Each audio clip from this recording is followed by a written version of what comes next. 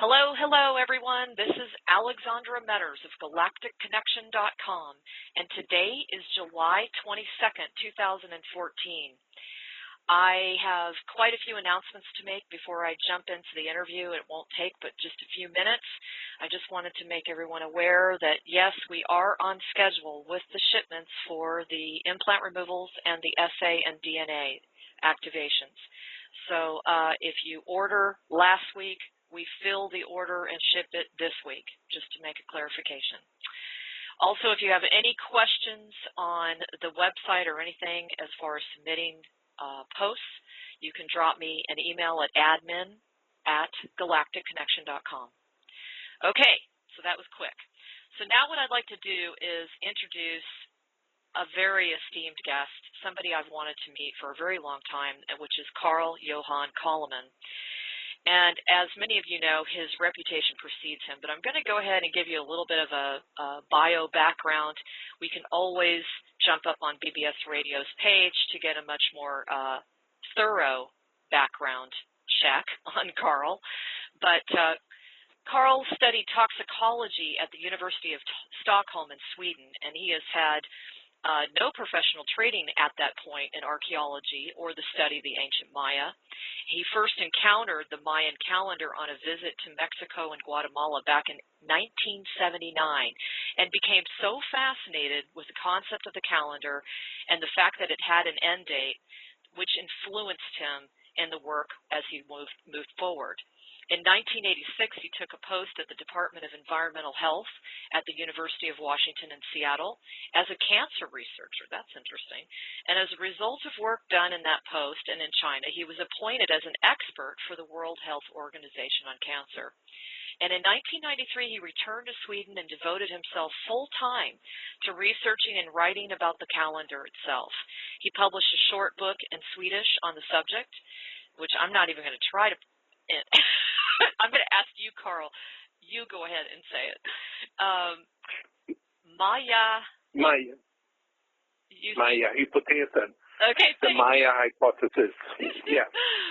And then he was invited to be a main speaker, and of course he's just been on the circuit for quite some time, really getting the word out as to the time, the fact that it was ending October 28th of 2011, and he received a lot of criticism for that. We're going to go ahead and talk to him a little bit today about why he stands strong in the findings that he made.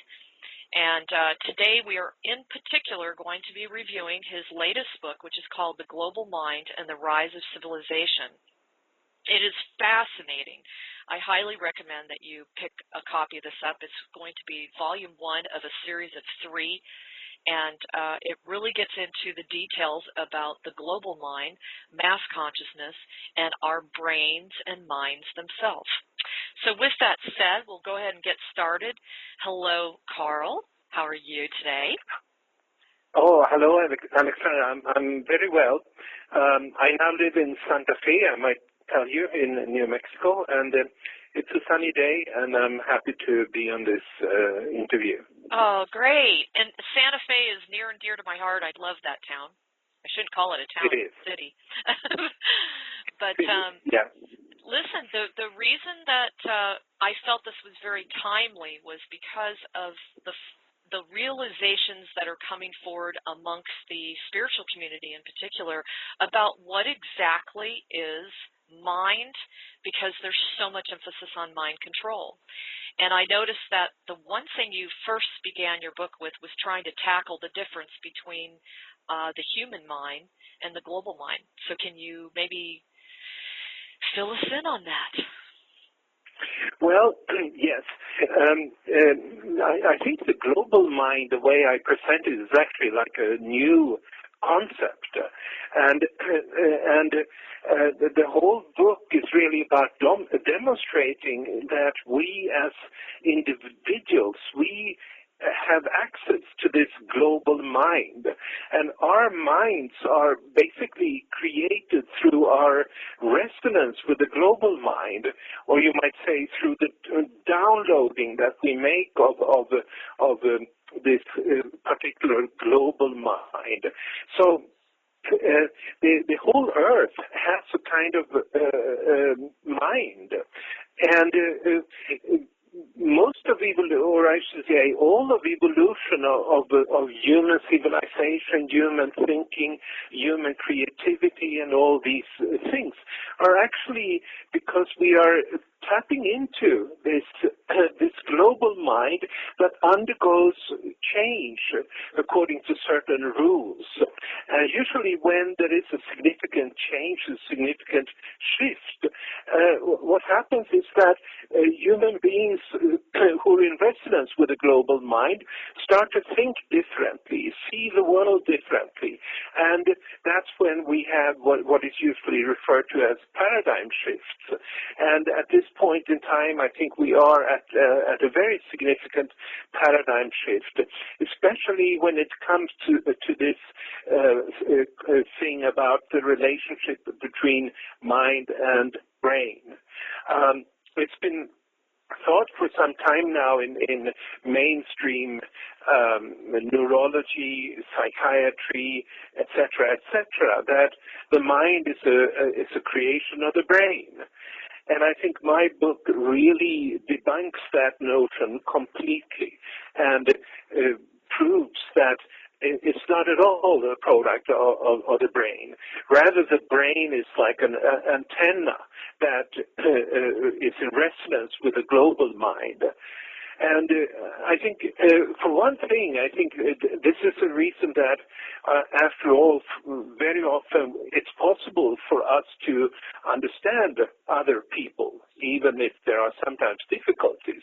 But if each one of us would have a brain that would create a mind of its own, I bet you we wouldn't understand anything what is happening in the minds of other people.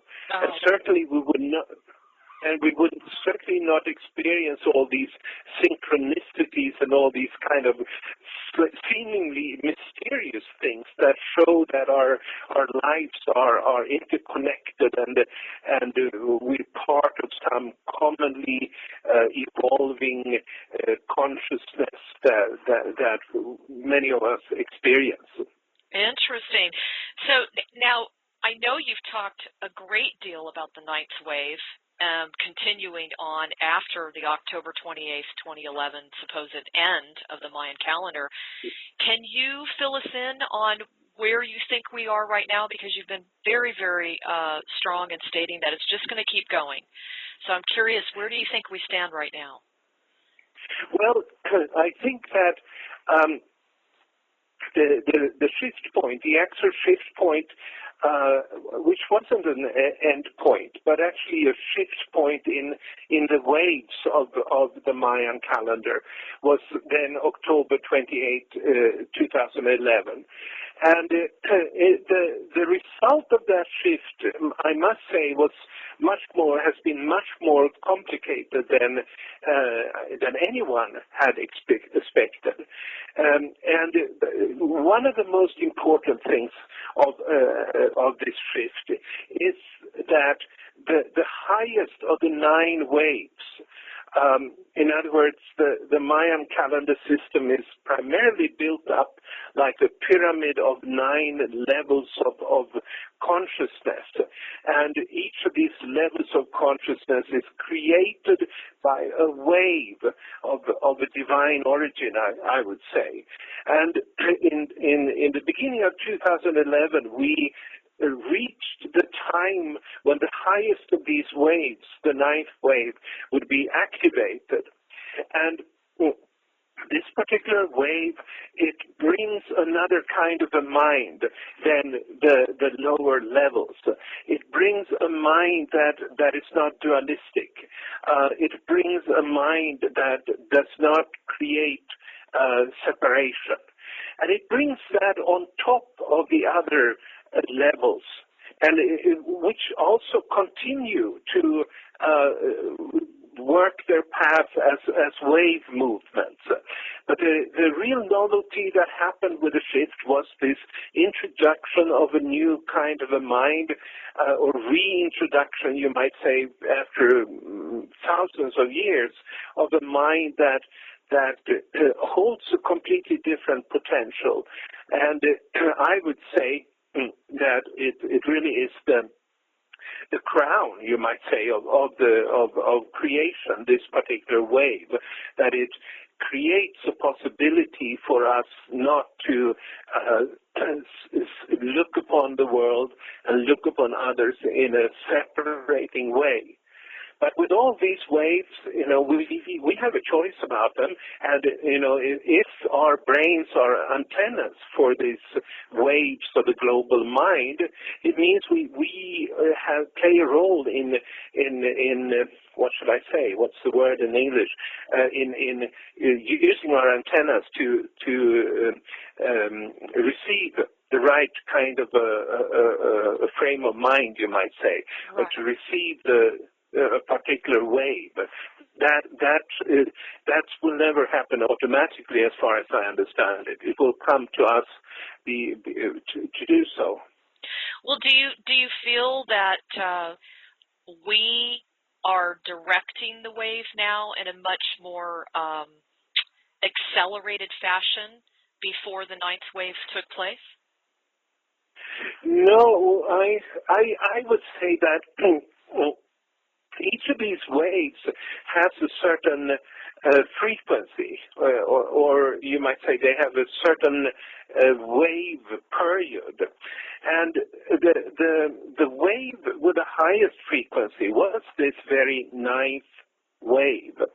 And what that means is that up until that point, throughout the completely, the entire evolution of the universe preceding it, we could experience sort of an acceleration of time, because each higher wave was carrying a higher frequency of evolution.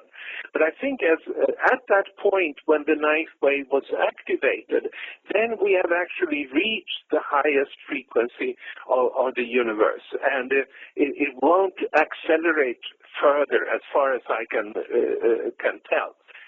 But yet it was a significant acceleration with the activation, especially of the eighth and the ninth waves, changing things very, very quickly, including in the world of cyber technology and smart technology and all these kind of things that are carried by these higher waves. Yes, definitely. And do you feel that the other waves have been canceled out? Has that essentially happened yet, or? What I think has happened is that they've actually gone into, you might say, they've been deactivated, and which is behind a lot of,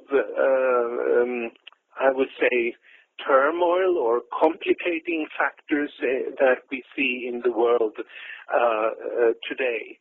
And I might add that this particular, how these waves have been playing out after the shift is not something I was able to foresee before the actual shift. And so this is something that's I've had to think about and study and so forth since then. And how I envision the future is something that I'm planning to write about in the third volume of this trilogy, the Paradigm Shift trilogy. That the first one is the global mind and the rise of civilization. But it's the shift. After the shift, the development of the waves are more complicated than I would have thought, or most other people would have thought as well.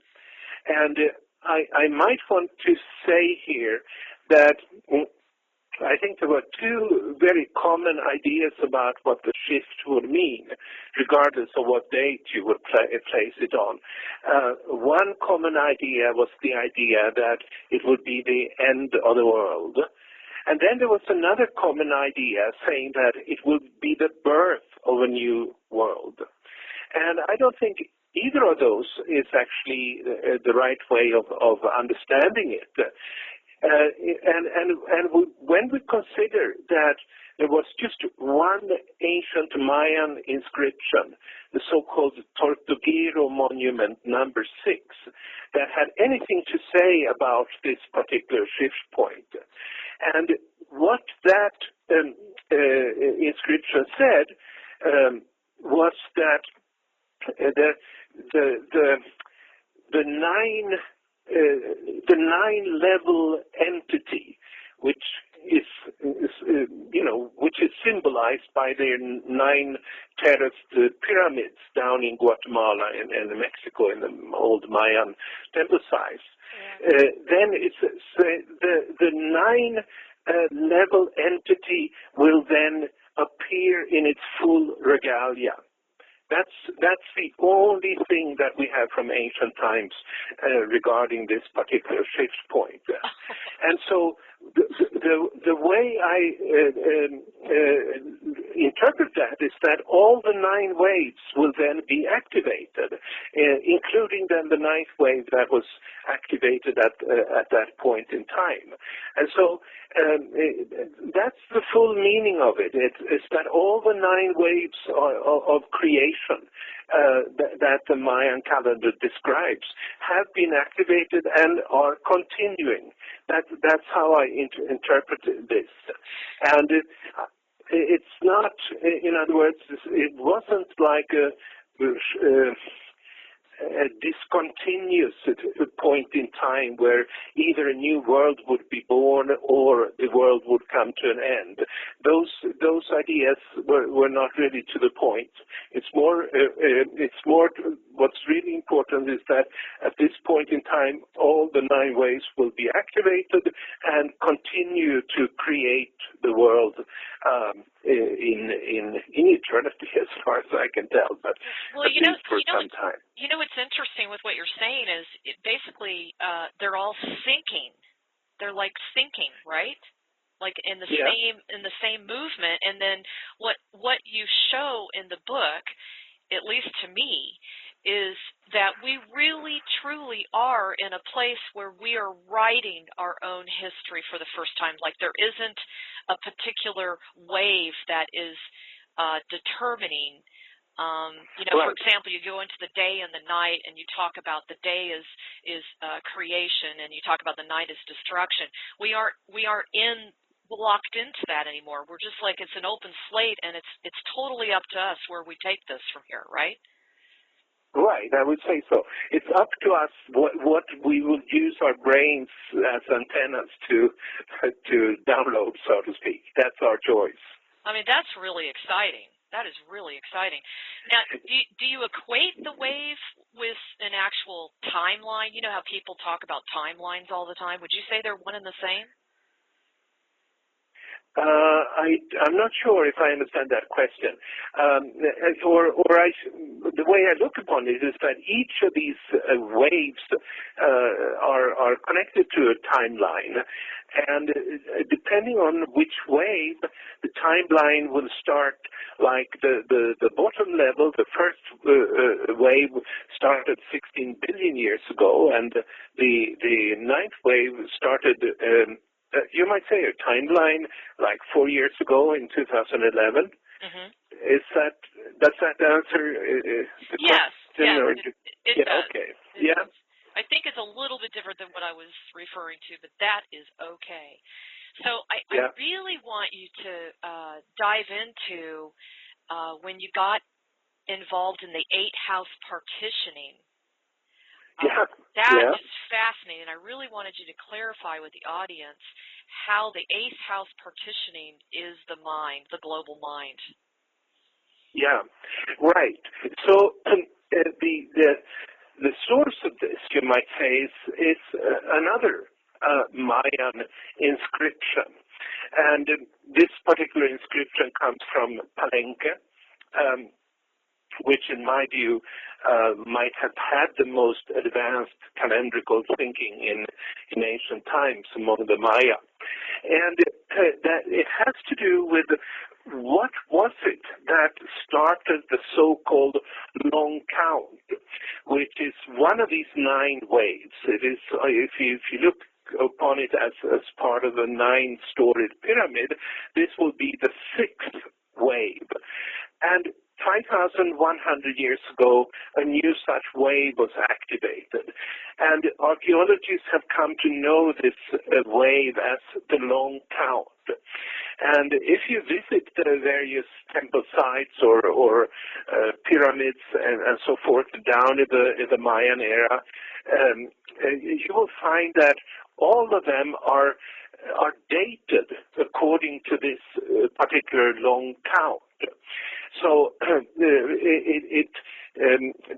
what this means is that the Maya would place for instance, the erection of an altar as part of a wave. Where in this wave did this altar was it erected? So their whole system of religion, you might say, was related to this particular wave, and certainly for the kings there who had their powers because they were seen as representations of the divine on earth and for their particular cities. These kings, they would always want to have a connection to this particular long count wave, and so they would, a lot of their calendrical things were about connecting their own lives, and when they accessed to the throne and when they were born and so forth, where was that placed in the wave that had created civilization and their own particular city-states. It's a different way of thinking from the way we look upon time, absolutely, because we have a calendar, the Gregorian calendar, that's not really related to any kind of divine creation waves. And but in the Mayan view, then their calendars were served very much to connect their own lives, their own creations, their own buildings and so forth to where it fit into these particular divine creation waves. And then to get back to this question about the 8 partitioning, that's a word that comes from this inscription that describes what happened 5,130 years ago when the Mayan long count began. It's been known for a long time then that it was then that this wave or this calendar was activated. And there is then an inscription in Palenque, as I mentioned, that actually talks about what it was that happened. And that description is, you might say, very metaphysical, connected to a certain divine perception. And what it says is that on that particular date, 5,130 years ago, it says that the first father erected the world tree. And the world tree, we may understand that as on our Earth, at least, as the polar axis, so to speak, that provides a straight line here. And what became visible was the 8 partitioning house in the north. And this concept of 8 partitioning in the north, if we sort of accept the idea that what that means is that from the North Pole emanated like a compass rose in creating you might say 8 different segments of the Earth. Then we have some kind of a handle on what this meant. And what this 8 partitioning meant is not a physical phenomenon. The Maya would always talk about these kind of things as metaphysical things. We may not necessarily be able to measure them, but what it meant was that the sort of a grid of straight and perpendicular lines came to cover the Earth as this event was initiated by what they called the first father, and we would probably call the first father, say that that's God, basically. It's just another name for sort of the supreme deity behind things. And this eight partitioning is then is something that we see in many ancient tradition, and especially when we go to the very oldest ways of thinking. Clearly in the Egyptian mythology, the eight partitioning plays a very significant role.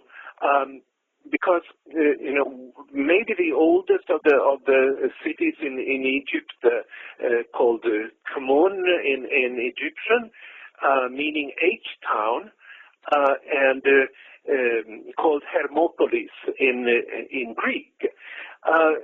There they talked about these four couples, male-female couples that were present as creation emerged from the sort of structureless, watery, primal waters that existed before creation. And that's a very similar concept, really, is how straight lines separating eight deities, separating eight spiritual qualities, is at the heart of creating structure on our planet. And we can see it in many other ways, too. This is actually then something that takes place at the very time that civilizations start to arise on our planet. Civilizations that built cities, pyramids, started to write and count and all these kind of things. And so Carl, are you saying that the four couples, is that directly related to the four directions that people so often refer to? Yes, well, if you see the four couples, the four, I would say 8 energies, and or 4 couples of energies, so to speak. But I wouldn't see it as the 4 common directions emanating, as if I stand at this point here down in New Mexico, I would not divide I would not have these 8 energies divided from a compass rose. But right. If I stand on the North Pole, then I would divide the world in like a compass rose. That's an important thing. And then you would have exactly these 8 different energies separating 4 male-female couples. But it's this whole thing with the straight lines and the 4 directions is something that is very strongly connected to the emergence of the human mind. Because without these lines and without these directions, our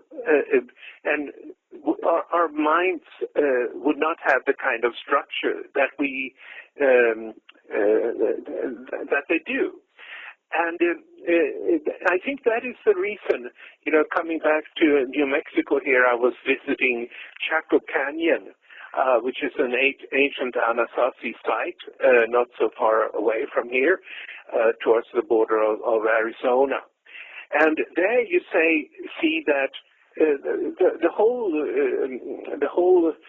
complex is sort of built in relation to the the four directions.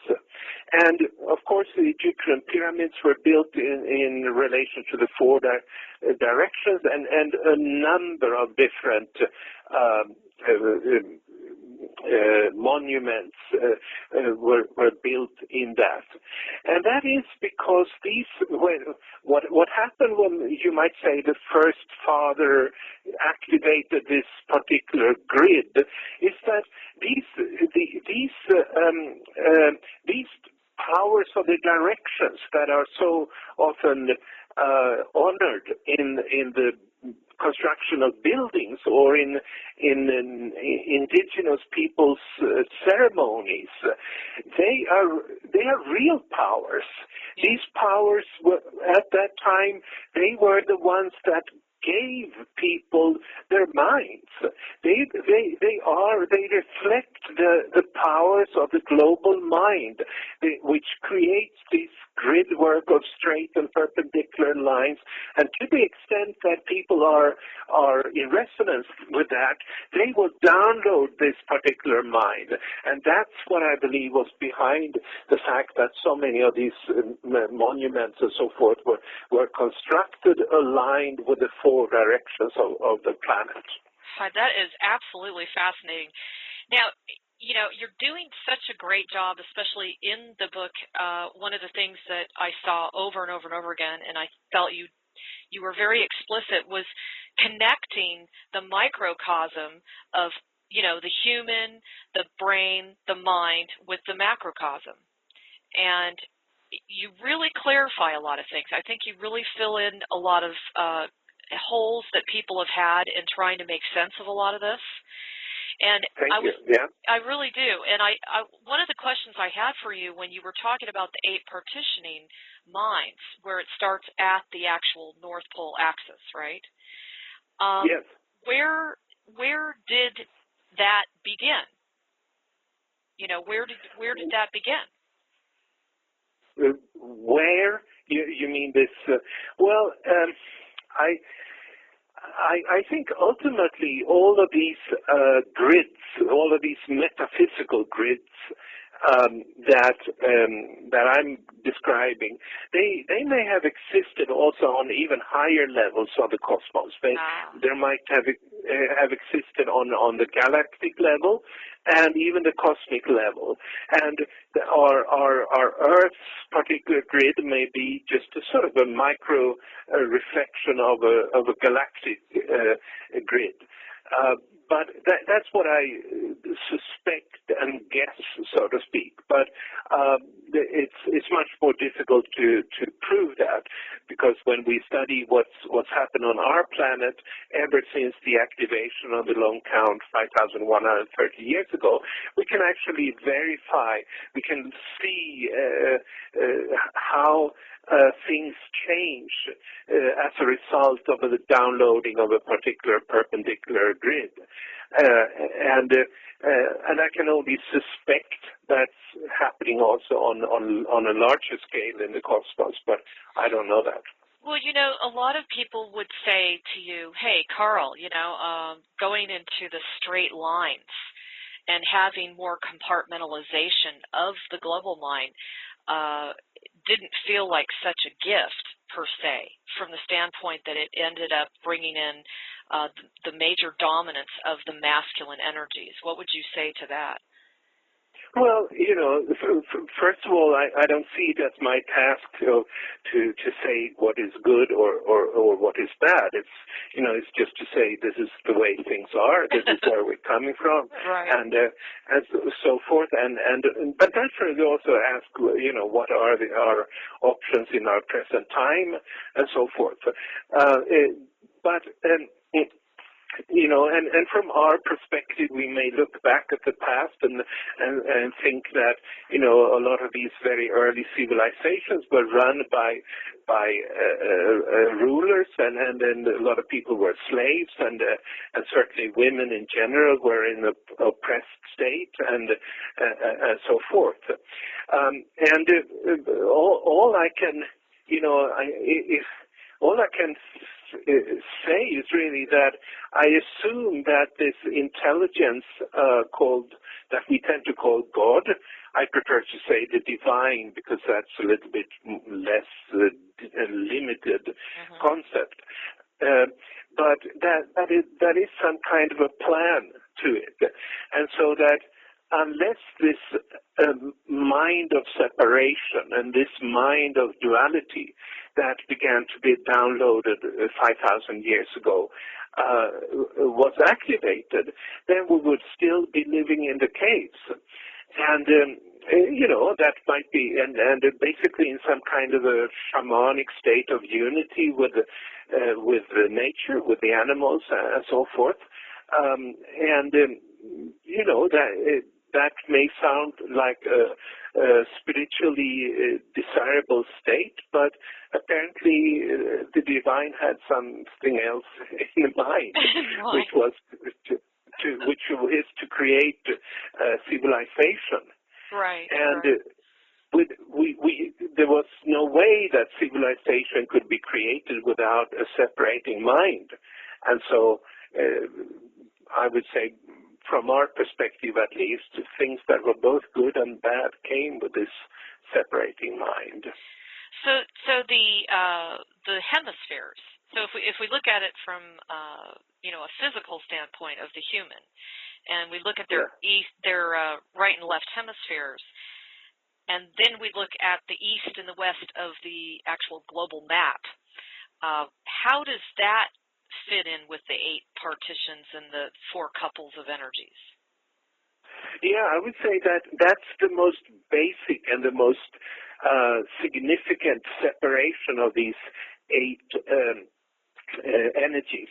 That is what we have on one level, you might say, separating the Western and the Eastern Hemisphere, or another level, on the level of our brain antennas, you might say it's the separation by the left and the right brain half. And I think, that's the first partitioning, so to speak.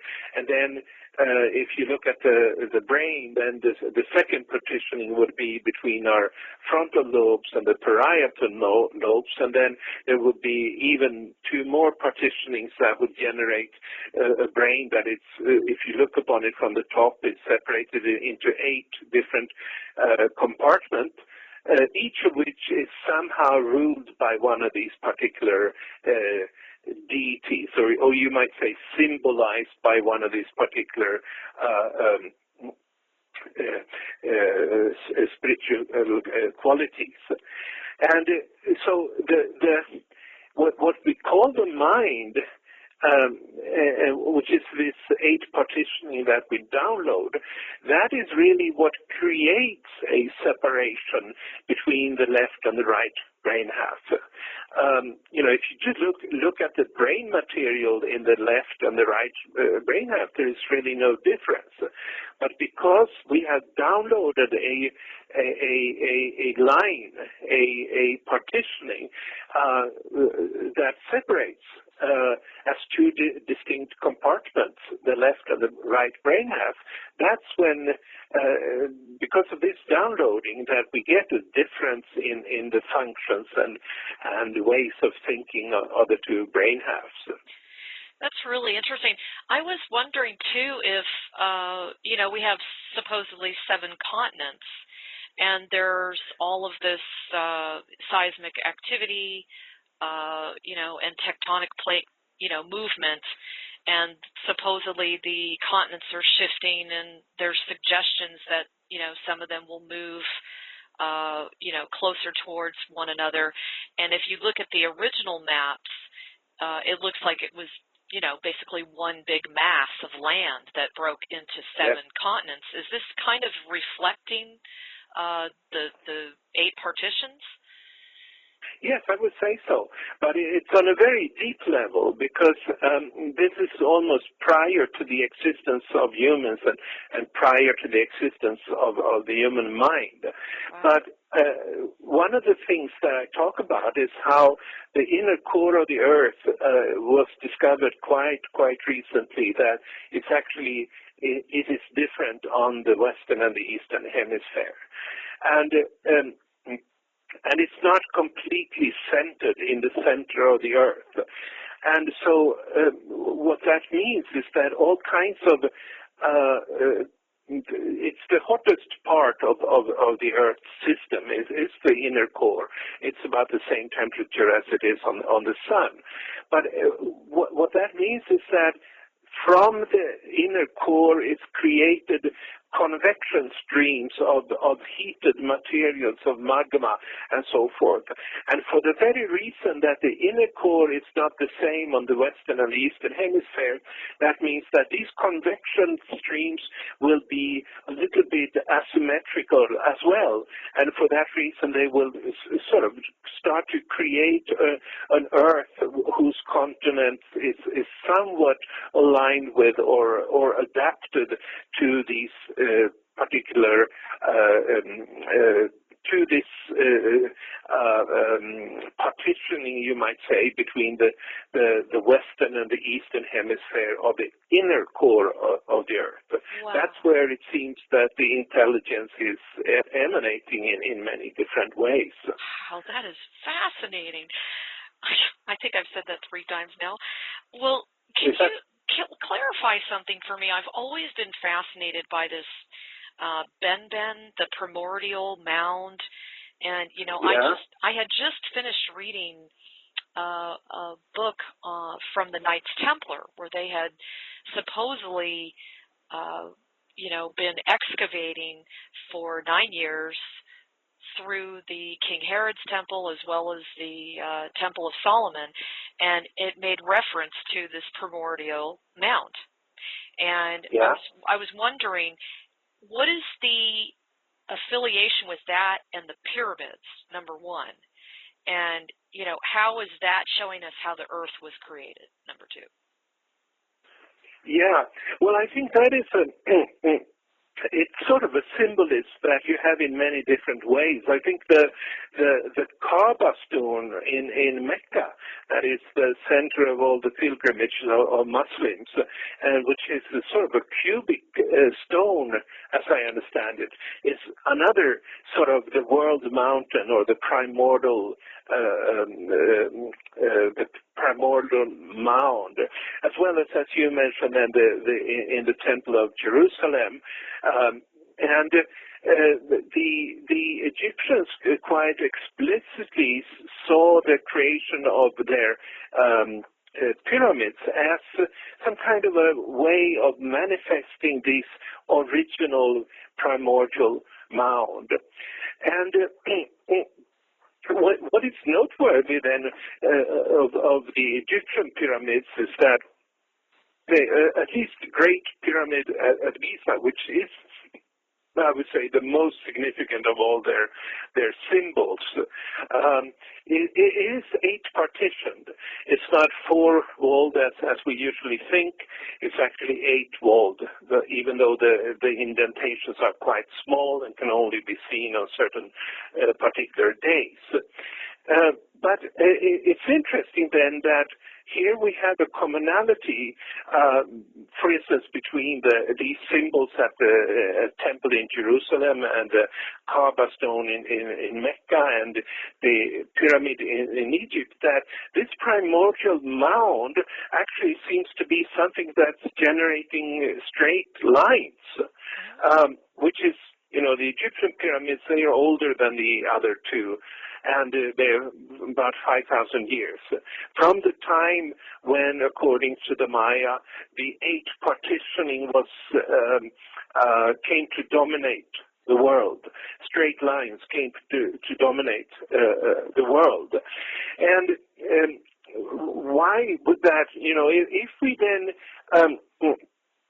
accept the idea that I presented just recently here, that it's the inner core of the Earth, which is really the primordial mound, and that really sounds fairly reasonable. Whether the ancients would actually know it or not, then, if it's true, and this has been recently proven then, that there are straight lines in the inner core of the Earth that separate different segments, like the Western and the Eastern Hemispheres, well, then you would actually have a situation where the inner core is generating straight lines and generating separations. And so then it certainly makes sense that if the ancient people would like to create symbols of the primordial mound, then they would do it in the form of constructions that had straight and perpendicular lines, because those kind of lines are emanating from the inner core of the earth. Wow. Gosh, this is amazing. Were you already picking up on a lot of these realizations early on, or did this just come forth in the last couple of years? I would say that a lot of this is just in the last couple of years. And I write about this in the foreword of the book, where I sort of talk about a little bit of what the situation was when I was starting to write it and so forth. And I can recapitulate a little bit of that, after October 28, 2011, I had thought that, maybe something more dramatic would have happened or these kind of things. So I started to think about writing a new book that would be essentially about how I perceived the future according to the Mayan calendar after this particular shift. And so I started to write on that, and then I had to also to make a review again of human history, the past 5,000 years of the long count, basically. And then trying to write about some angles that I hadn't covered in earlier books. And then when I came to the Egyptian pyramids, which is at the beginning of this long count, it just dawned upon me that it was really a manifestation of the human mind, cut in stone, so to speak. Or actually, it was a manifestation of the global mind, cut in stone. And that they who lived so close to the initial activation of this 8 partitioning, they must have been taken, they were just sort of thrown into this fantastic idea of building a pyramid that reflects this new straight lines, and that really is what the global mind that governs all of our thinking on our planet, and certainly the rights of civilization. And so once it often happens that you when you're writing books like I do, that you get some kind of a key insight, and once you get that insight and feel that you're on firm ground, then a lot of things will just flow from that particular thing. Yeah. The way I write books, it's more like the book is telling me what it wants to have in it, so to speak, and I just sort of research it and then check that what the book is saying is correct, so to speak. So are you thinking, Carl, that the proliferation of pyramids that are popping up everywhere, they seem to be finding pyramids all over the place these days. Is that representative of that particular location on the planet finally really connecting with the global mind? I would say that, if we limit ourselves, as you're saying, there's a tremendous amount of pyramids that are being discovered, and some of them, I would say are questionable, but on the other hand, there are others that might have been suppressed earlier. But if we limit ourselves to those pyramids that are have been verified by professional archaeologists, then you might say the pyramids are coming only after this 5,130 years ago, activation of the grid line of the planet, creating the four directions and the straight and perpendicular lines. And from that time, talking about 5,000 years ago, there are then pyramids not only in Egypt and Sumeria, but also in so distant places as Peru and Mongolia that are verified and considered authentic by professional archaeologists. And the fact that people on such long distances in different continents at the same time started to build these similar constructions just sort of, to me, means that what must have happened is that a mind was activated that encompassed the entire planet, influenced people wherever they were. And in those places where there was enough of people and enough of agriculture to sustain them, they would feel inspired by this activation of this new grid to go ahead and build pyramids. And so there's nothing, from that perspective, a widespread occurrence and building of pyramids would be exactly what you would expect. Well, you have a really good picture in your book that very clearly shows the 8 points of the pyramid, and that was an eye-opener for me, that's for sure. Yeah. Now, how do the Platonic solids fit into this equation, or do they? Well, yeah, not that I know. I mean, it may, but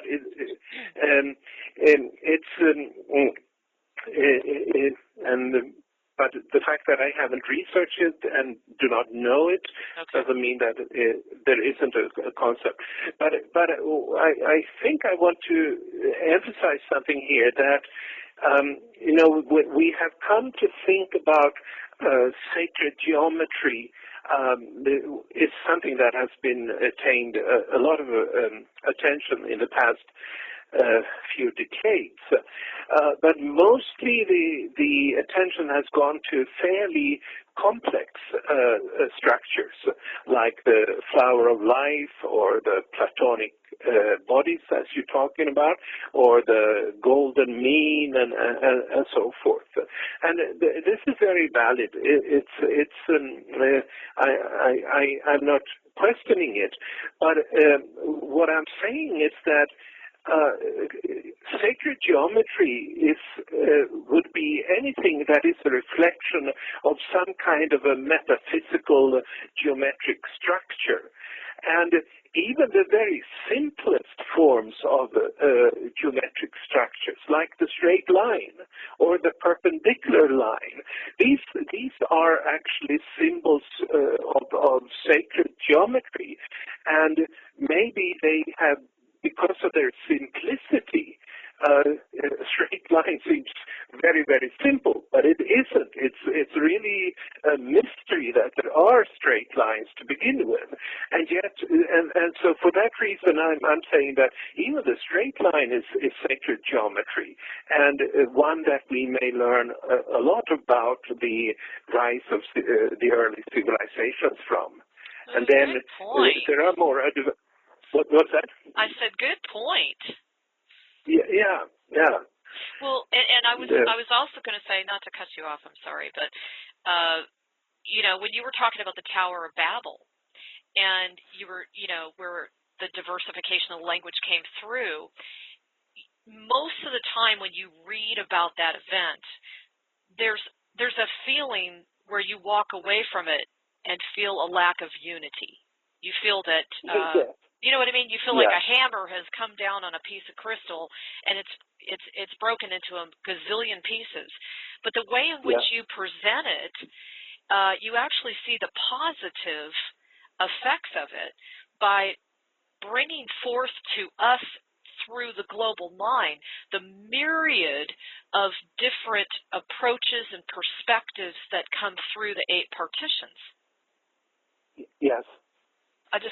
That was fascinating. Can you talk a little bit about that? I mean, Well, I want to come back to what you raised the question earlier. What do I have to say about the fact that this new mind, that it came to create a patriarchal society and these kind of things? And when you look at some biblical myths about the downloading of the mind, one of which is then the destruction of the Tower of Babel, and another would be the expulsion from the Garden of Eden. They have a fairly negative viewpoint, you might say, of what happened, and of course, I mean, people are entitled to have those viewpoints, of course. But what I want to add is that apparently the divine had some other plan in mind, and that there are, you might also turn the coin, or so to speak, and look upon the positive sides, that the variation that was created, and the fact that the individuality, you might say, that also was created through these different partitionings of the mind. Right. You know, something I'm raising there as a question to people is, you know, just imagine living in a world where everybody else were exactly like you are. How fun would that be? Not a whole lot, that's for sure. Not a whole lot, because you would think, what difference does it make if I disappear? That's what you would think, because all the others are like me anyway, and they're here, so I can go. So but now we don't feel it that way. We think, okay, I'm like me, you are like you, and we feel we because of our individuality, we also have something special that we may contribute, and that kind of separation and compartmentalization, that's also a product of this age partitioning, that we all, in a sense, get an individual mind and so forth. You know, I think you've also hit something here as far as this is almost like a presentation of a manual of what happens when a planet begins. You know, when the life forms begin, and they, you know what I'm saying? I mean, it's almost like you kind of get a feeling like, okay, does this happening on every new planet out there? Yeah. Well, I suspect a lot of planets out there have a similar kind of history, you might say, that is moving, and I think you know, the consensus among astrobiologists today is that there are quite a few planets that are potential harborers of life. But, you know, in order to explain the diversity of life that any living planet would have, I mean, just imagine if there was just one kind of plant on the whole planet, or just one kind of animal on the whole planet. That would equally be very boring. But the diversity, I think it comes from or even an identical process of compartmentalizations and partitionings that may happen also on many other planets outside of our own. Yeah, and I know that the Earth is supposedly, with the reputation of being highly biodiversified. You know, apparently we attract a lot of external light beings, or beings that are interested in us, because there is such diversity here. So basically what you're proposing is that this eighth partitioning has a great deal to do with that diversification. You know, I was wondering, could you go over a little bit about the four pairs of the deities, the four couples of energies? Yeah. Well, that is something that comes back in several different ancient traditions, ancient civilizations, and especially those where you can track it back about 4,000 to 5,000 years to the beginning of the long count, to the first activation of the eighth partitioning. And it seems to be that the Egyptians, as I already mentioned, they had these four couples. They called it the Ogdoad, the group of eight deities, and I can't remember either it was the females that were symbolized by frogs, or it was the males that were symbolized by frogs, and the others were serpents. And anyway, they are four couples that are, in a sense, four polarized couples. The same thing goes back if you see the ancient maps that the Aztecs or the Maya would have made, except that it seems to me that they're twins rather than male-female couples. But they're twins like yin-yang twins, you might say. The Maya had this typical twin pair of Hunahpu and Spalanque, which was sort of light and dark, you might say. And so there we have them. And then we have them in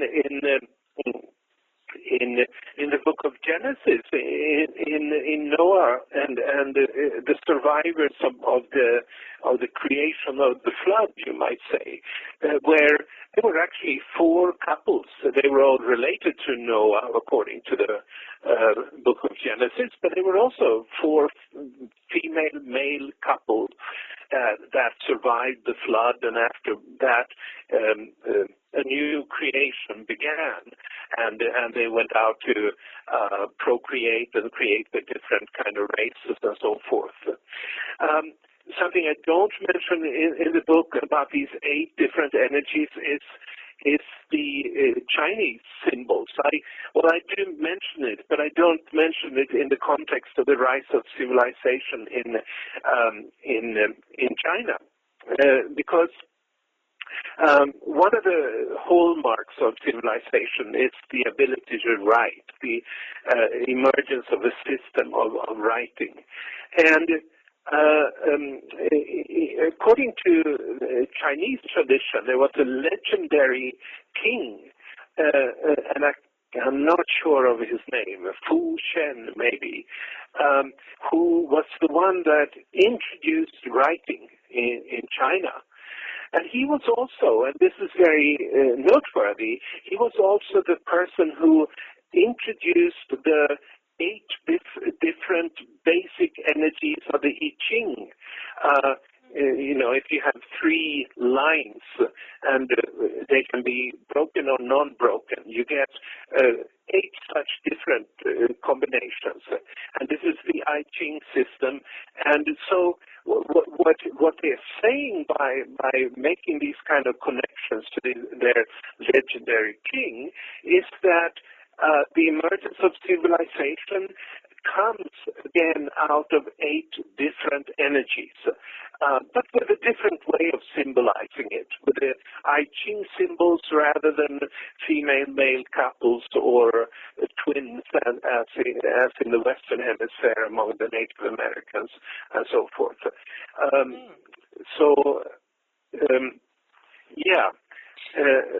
Well, Carl, I thought it was interesting. You can just tell me if I'm off base here, but it seemed to me you had, and I don't know if I'm pronouncing them correctly, but you had Naunet and Nu, you had Amaunet and Amun, you had Kauket and Cook, and Howhet and Hu. And I then thought to myself, well, you have the four core races of humanity, which are the lion, the bird, the bull, and the man. Is this fitting into that as well? I would say that all kinds of separations actually go back to this primordial separation. And it is a funny thing that I also don't mention in the book is, the whole idea of alchemy. and it's alchemy. The word alchemy, I mean, which is today it's mostly a spiritual practice among people, but it's also the birth of chemistry as a science, and both of those things, you might say, go back to alchemy. Now, alchemy it actually goes back to the word alchemy comes from the Egyptian word kmamun, which means eight town. So it goes back to this place where people originally worshipped the eight energies, the four couples that you just mentioned. And I certainly don't know how to pronounce these different names. But so it all goes back to that. And literally speaking, if you trace the words, so to speak, and if you start to look at alchemy, then you will have also the one aspect of the alchemy is the separation into the four elements. Yeah.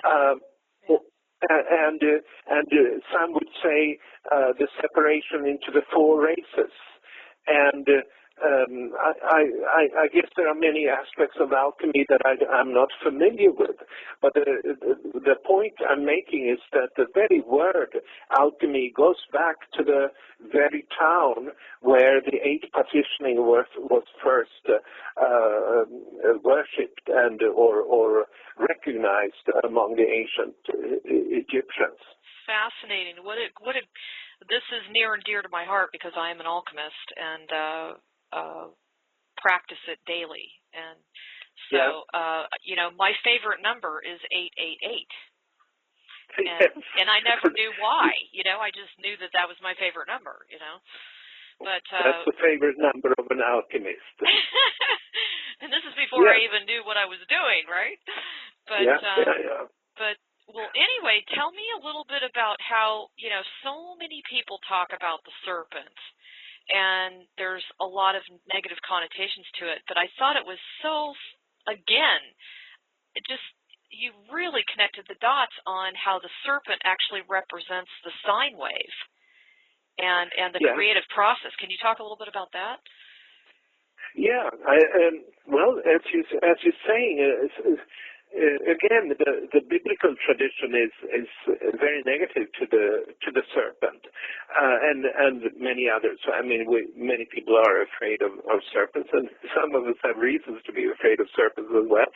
And but in the biblical creation story, God will curse the serpent, the wave, you might say, as the one that brought an end to the unity of the Garden of Eden, and that you might see if you look upon the serpent as a symbol of this wave movement that of creation that the Mayan calendar described.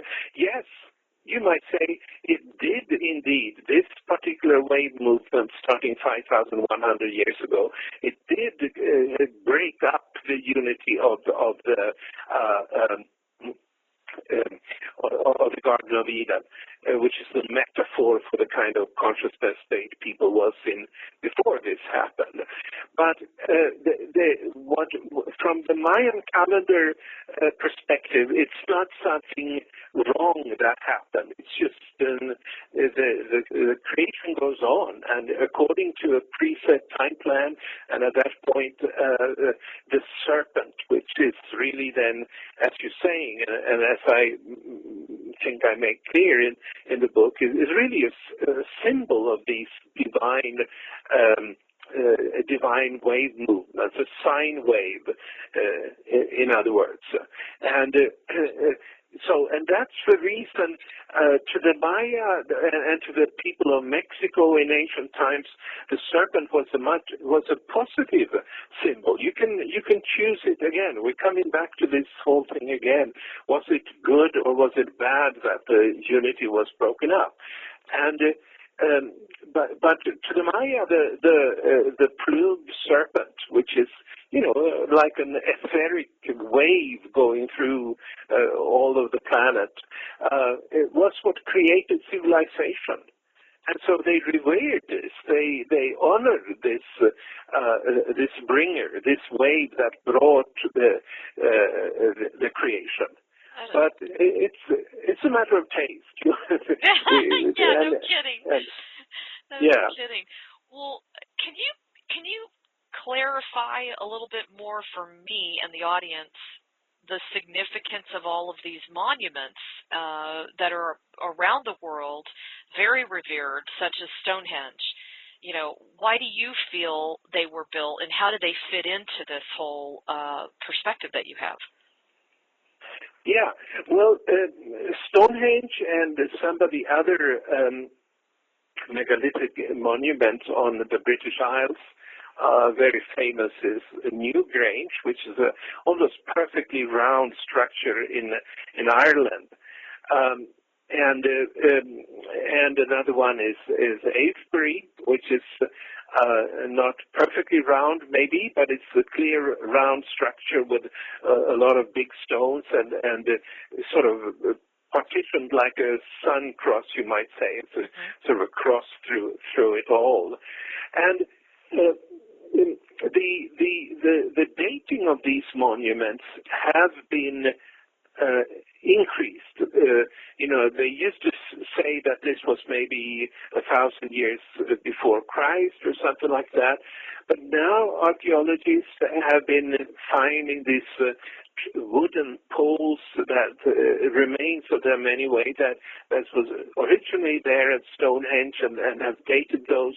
And they come to the conclusion that they are contemporary with the beginning of the Mayan long count. And that's not what they say. They say that they were starting to erect these 3,100 BC. And if you know the Mayan calendar, you know that this is the beginning of the long count, and you know that this is the same time as the erection of the Egyptian pyramids and pyramids in many other places in the world as well. So I would say that this is just another way of symbolizing, as people felt called, this new mind, the global mind that was downloaded then. It must have been experienced by them as some kind of a divine calling. They saw these things in a way we cannot do at this point. Maybe we will in the future, but at this point we don't see these metaphysical grids and lines and so forth. A lot of people are exploring it today, but before 5,100 years ago, these kind of metaphysical grids did not exist, I believe. And so once they just emerged, the people might have started to realize, to think in completely different ways, and they probably wanted to symbolize these things and to erect monuments in the honor of this new mind that completely changed their life. And I do think that, as we have talked about, from a modern perspective, we may not always see the good sides, or we only see partially the good sides of the rise of civilization. But to the ancients, they seem, as far as I can tell, most of them have been quite enthusiastic of this kind of change that happened, and really, it actually gave them completely new capabilities, and the whole capabilities of building these kind of monuments at Stonehenge and the Egyptian pyramids is really incredible. I know. It's just the more we delve into this, the more you can actually see the divine plan behind it. And yeah. I think that's the part that's just so fascinating. Now, when you were speaking about the Great Pyramid before, I think one of the things you mentioned in your book was that it was directed towards the true north and not an electromagnetic north. Can you explain why that is? Well, I believe it has to do with what the Maya talk about the North Pole, so to speak, or the tree of life. Or they say world tree, but that's the same thing, being the polar axis. And the polar axis goes from the true North Pole to the true South Pole, which is distinct from the electromagnetic pole that walks around and moves around over time.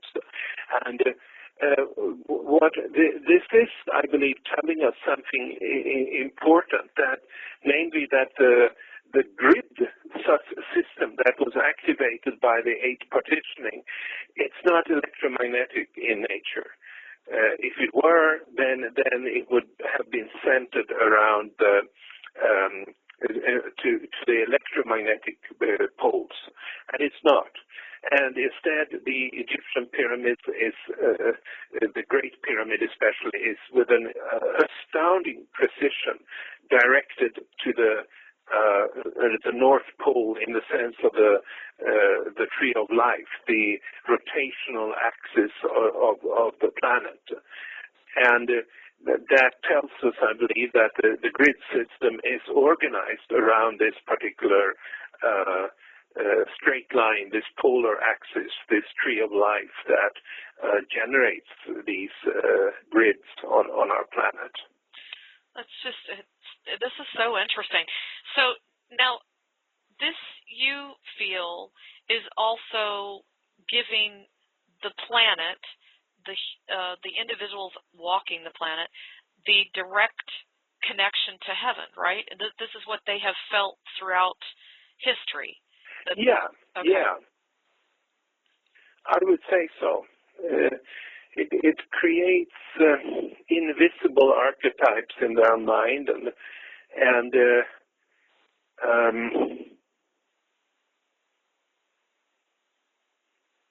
because I think you said at one point that even the Great Pyramid was built to reproduce cosmic order. Yeah, maybe I did. I wouldn't. I wouldn't argue against it. That's fine.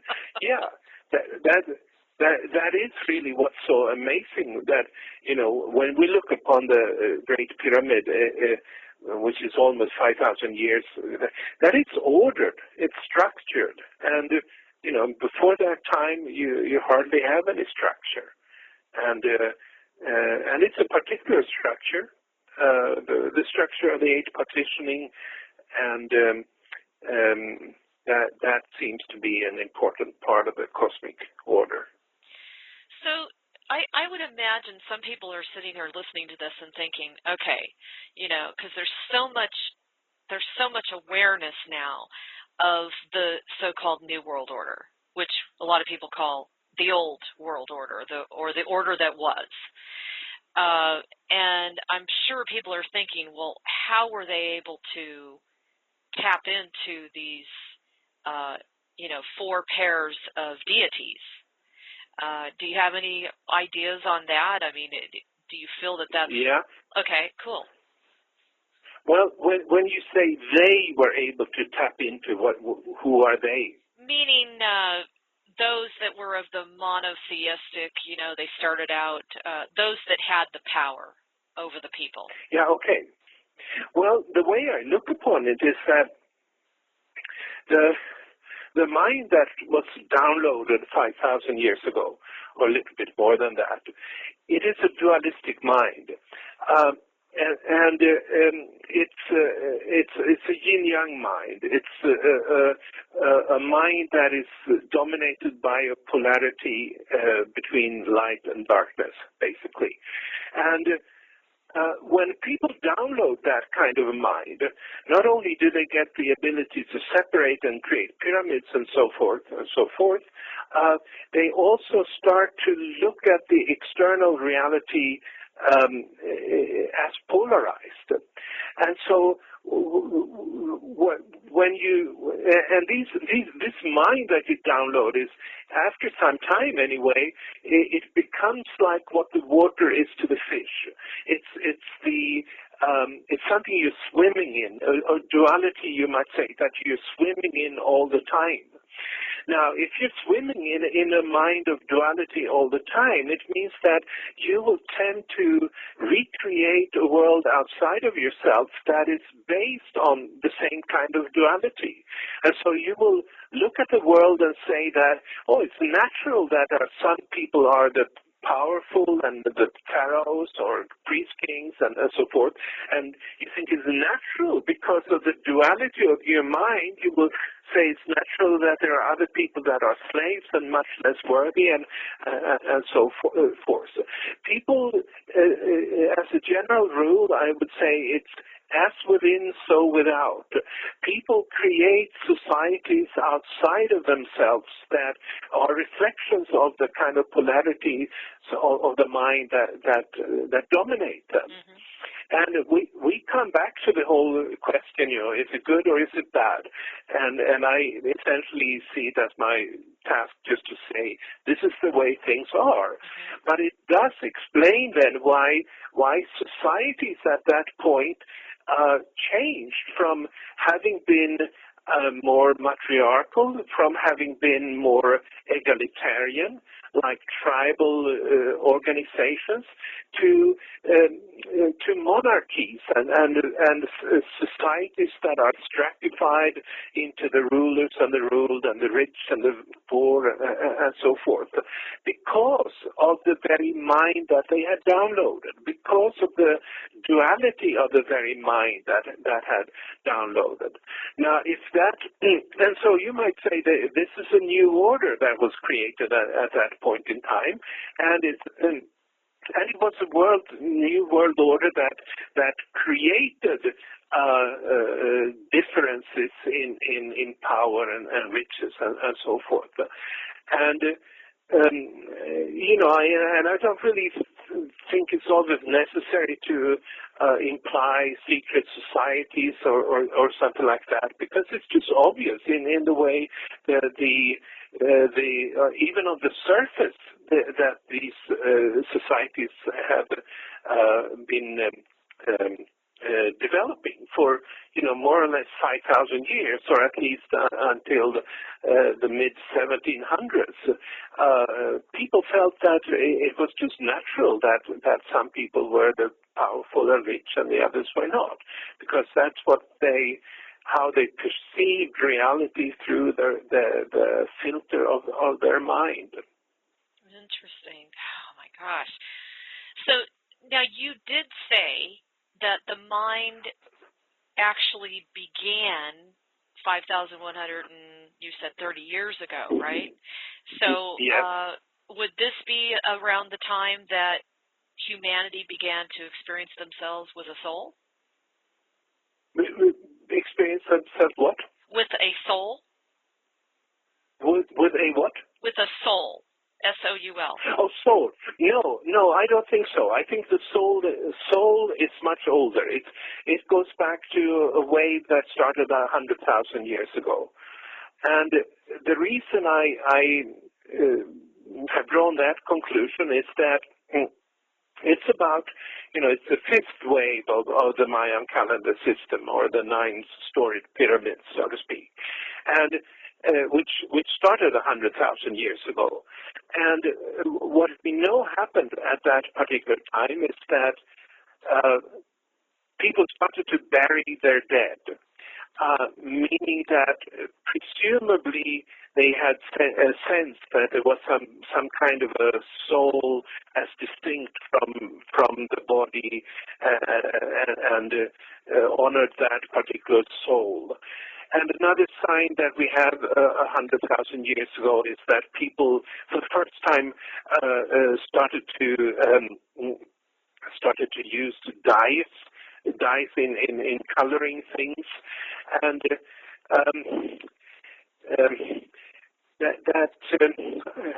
that connection is maybe not so clear to the soul, but I think that's what I think, that 100,000 years ago the soul was downloaded in the more or less animal-like hominids that existed, and 5,000 years ago the mind comes in, and that they are two kind of distinct phenomenon, these two. Wow.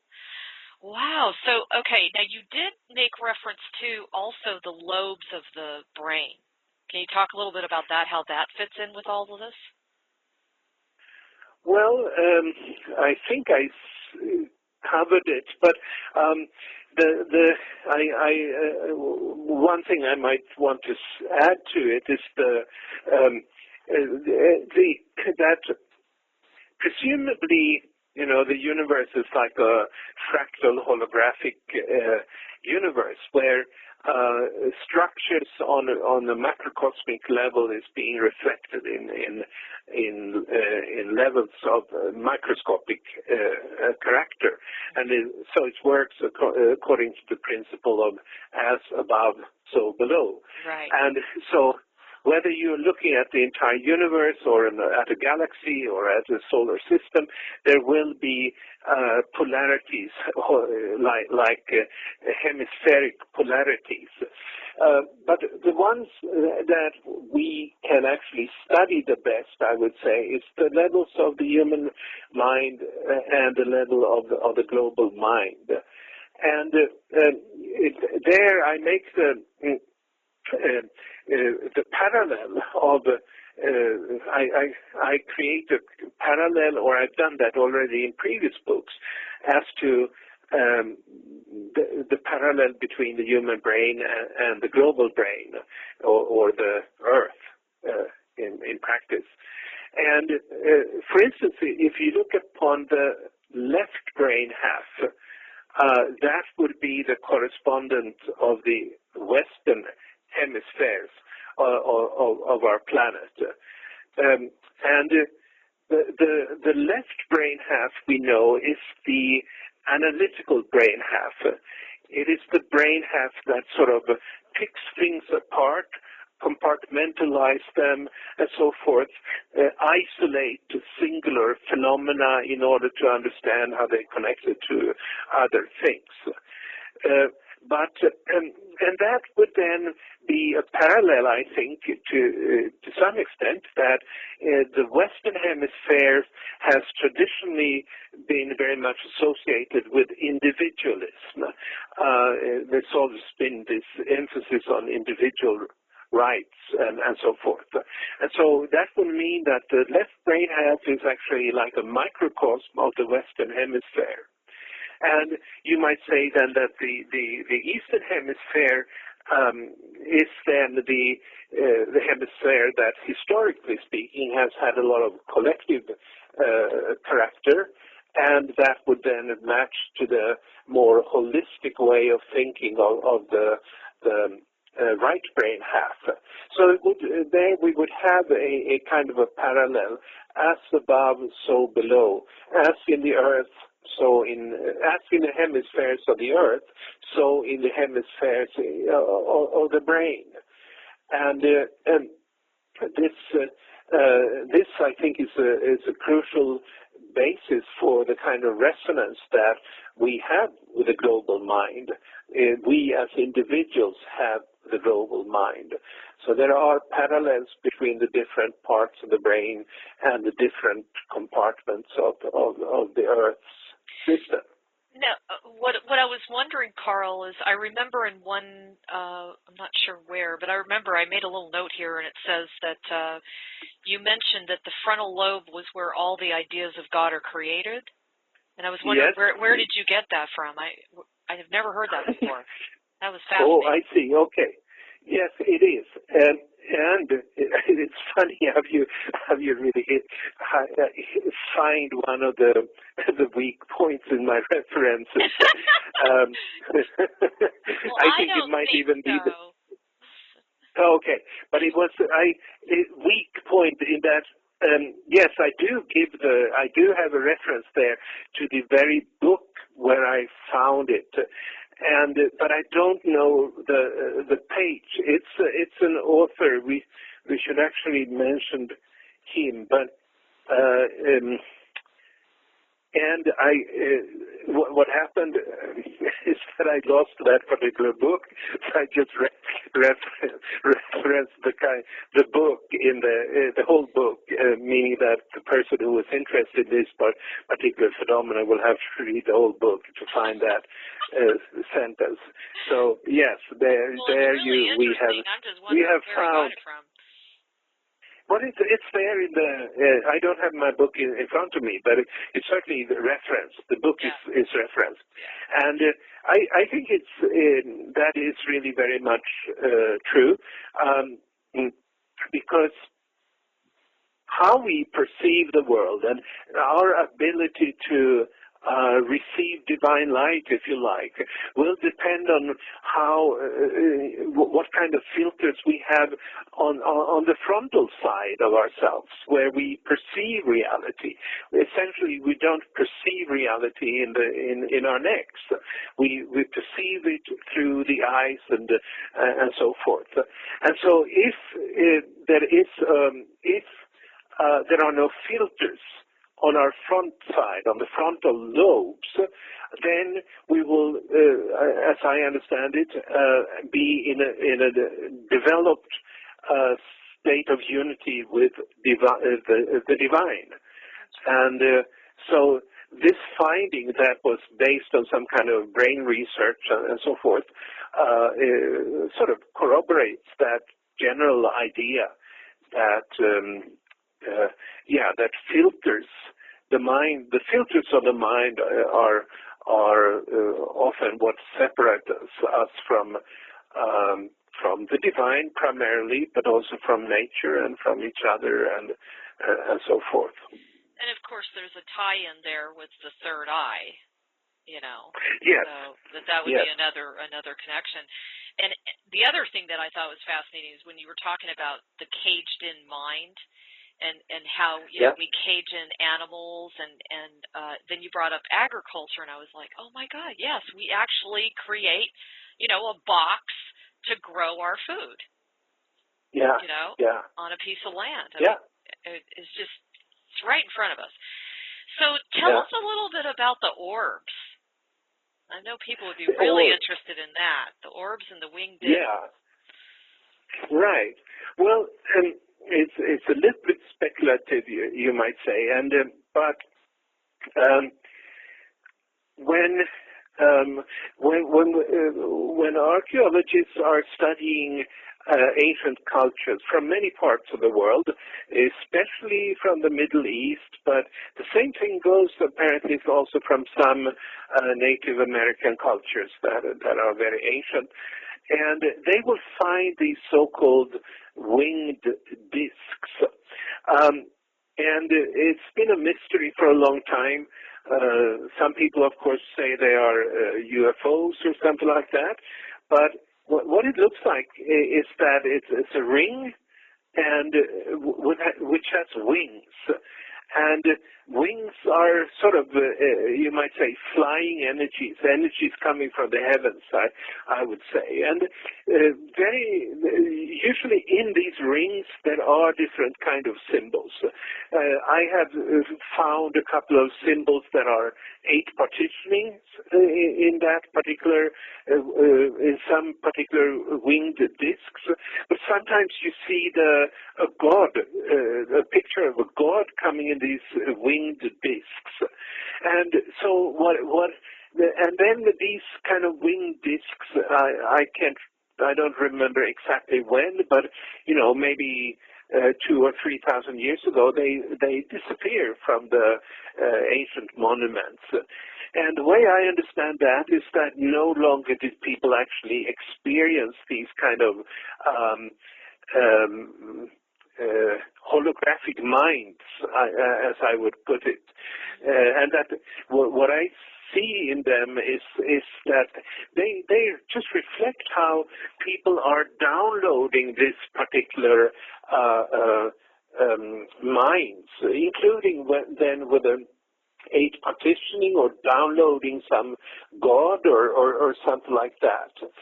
And so anyway, they're quite prevalent in ancient times from the Middle East, but then they disappear and they really never come back, except for when people are starting to use digital cameras which is not so long ago, maybe, I don't know exactly, 20 years or something like that. And people are starting on the photographs to discover rings. Not necessarily, the wings are not necessarily there, but certainly rings or spheres. And these spheres, in some of the pictures, will seem to have some figures in their center, and some people even see, as I've heard about from India, they will see a picture of Hanuman or Ganesh or something like that. Like these are deities, and so what I see in those orbs that have been prevalent is that they are actually the same thing. These are, you might say, metaphysical, holographic mind spheres that are now being downloaded. And because it's been very noticed by people that have taken these kind of photographs, that the orbs usually appear when people are gathering for some spiritual event or high states of consciousness is attained or something like that. So it seems to have something to do with spiritual events. I think that's quite clear that that's when these orbs will appear on photographs. And the way I look upon it is more or less that at this point in time we downloading some of the higher waves, the consciousness of some of the higher waves in the Mayan calendar system. And because of the digital technology now, we're beginning to verify that they're real.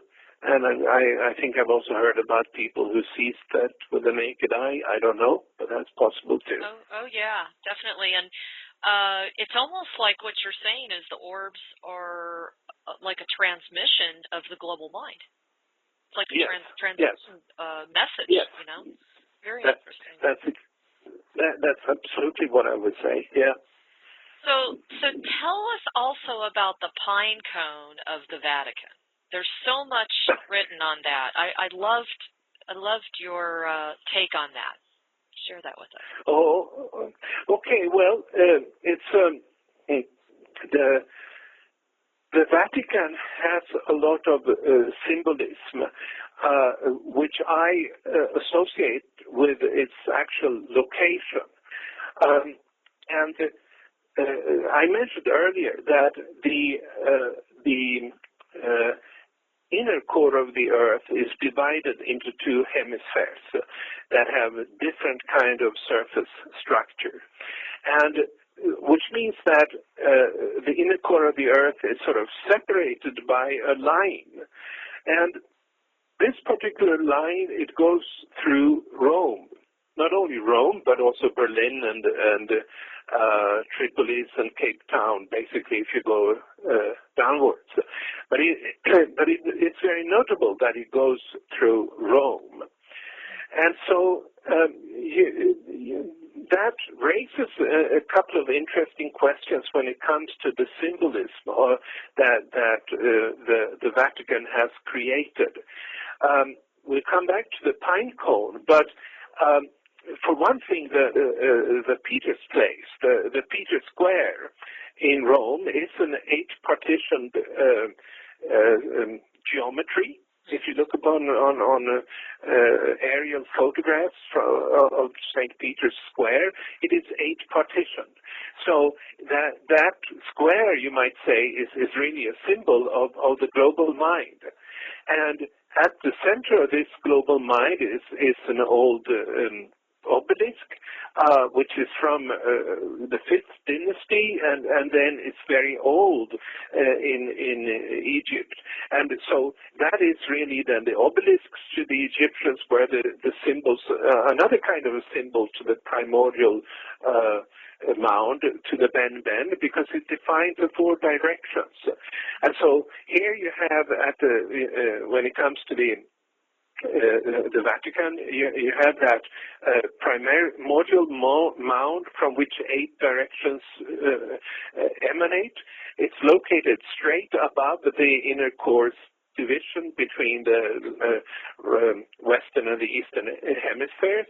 And so whether they consciously knew that, I don't think they did consciously knew it, but subconsciously they knew that this is the location on the planet where the global mind is most separating in terms of the West and the East and so forth. But then, as we talked about then, that our brains are like antennas for the global mind.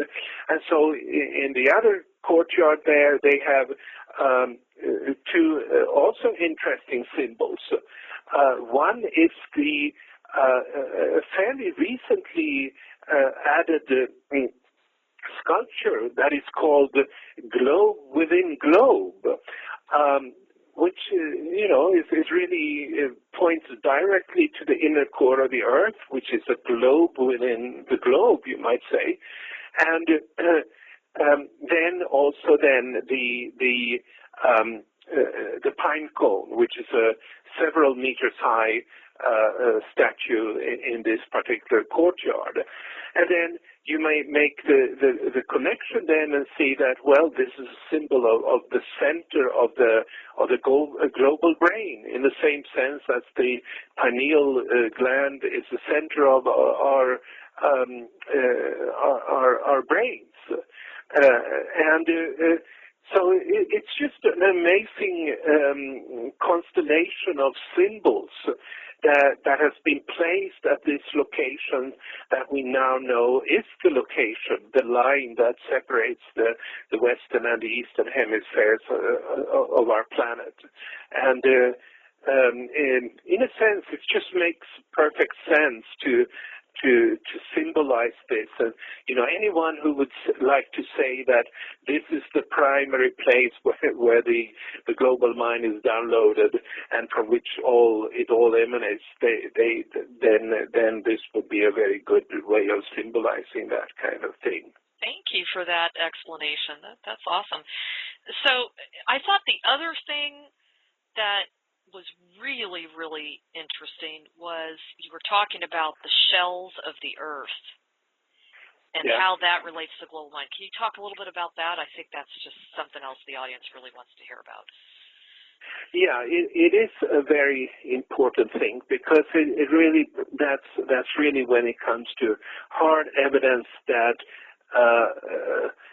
the mind is not created by the brain. That the mind is rather it's a resonance phenomena with the global system, and it really goes back to the observation that some people did a number of years ago, that the so-called Schumann resonance, which is a standing electromagnetic wave at the surface of the Earth, has a frequency and is a constant frequency, which is 7.5 hertz, which is the same frequency as our brains will have when it's in the lower range of the alpha waves. In other words, when we are in a fairly relaxed state, then our brains are vibrating, or the electromagnetic charges of the brain will be vibrating with the same kind of frequency as on the surface of the Earth. And that makes sense, of course, because, this is where we feel at home on the surface of the Earth. And so if our brains vibrate with that kind of frequency, well, then we will also be in a relaxed state. But then and I should say, there's been these rumors out there that this is an increasing frequency and so forth, but that is not true. It's a constant frequency. It doesn't change. And But then, you know, in the same way as you can assign a certain frequency to the surface of the Earth, you can assign frequencies to the different systems of the different inner globes, if you like, of the Earth, and including the outer spheres of the atmospheric system. And when you look at these different frequencies, you will see that they define ranges that coincide with the with the main classes of brain waves, like delta, theta, alpha, beta, gamma. And so what this is telling us is that we and these different ranges of brain waves are associated with different mental states, you know, whether it's sleeping or whether it's highly mentally active, and so forth. And so this would tell us that we attain the different mental states that we may be in by creating a resonance with different parts of the Earth's geological, atmospherical system. And basically, this system is the most structured, the closer to the center of the Earth you are, and they are the less structured when you come into the atmospheric regions. And so this would explain not only why the mind would come in from the very structured crystalline inner core, but it would also explain that when we are in a dream state, when we're dreaming, then our brains is actually in resonance with some atmospheric structures that have very little structure, you might say. The atmospheric levels have very little structure, and that sort of allows for all these kind of strange events from a normal mental state, looked upon anyway, that we experience when we are in dreams. And what this tells us definitely, I think, once and for all, because the corroborations are so strong, is that our minds, our part is not confined to the brains. They're not created by the brains. Our states of consciousness, our mental capacities, etc., are always created as a resonance phenomenon with the Earth and the Earth's overall particular system. And this, I would say, this comes from chapter 5 of this book, and it's really where things hits home, I think, because now it allows us to understand that the whole idea that the mind comes from the brain is just a flawed idea, and there is very hard evidence, not just philosophy and speculation, but actually hard evidence to point that our mental states, our states of consciousness are generated as part of a much larger system. Yeah. Well, I totally agree with you. And if nothing else, this book really clearly reveals that everything that we see, everything that we think, everything that we live, even that which we are, it's all interconnected. It really does show the tapestry, and I think you've just done such a phenomenal job, especially for someone like me who loves to see the connection of the dots. And I also feel we're getting to the bottom of the hour, and we're going to have to tie this up, but I wanted to really say to you, the greatest message in his book, I feel, is that we are no longer blocked to attain unity consciousness. And if you could, just really quickly, you really clarified what unity consciousness is, and I think it's totally different than that which is perceived out there by people. Could you just really quickly talk about that, and then we'll give them your website and where they can purchase your book? Yes. Well, unity, I would say the important thing is really that unity consciousness is not a mental concept. We don't attain it by thinking differently, which would be a mental change. Rather, it is about decoupling the mind, I would say. Decoupling, we talked about the negative effects that the dualist mind has had over the 5,000 years and so forth.